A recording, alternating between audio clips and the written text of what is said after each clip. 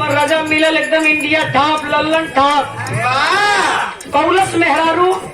अजब आई पहली रात उन्हें रात के लोग सुहाग का रात गोल्डन नाइट कहलो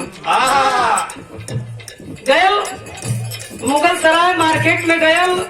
चौचक 10 बीड़ा पान बनवौलस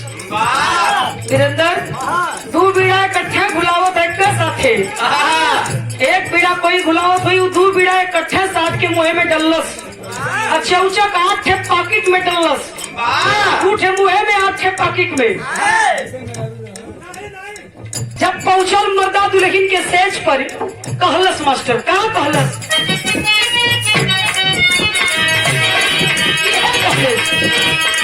बनल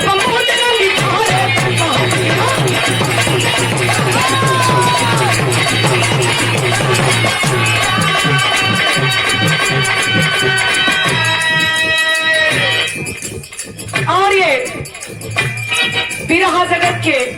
हर कलाकारों के शुभ चिंतक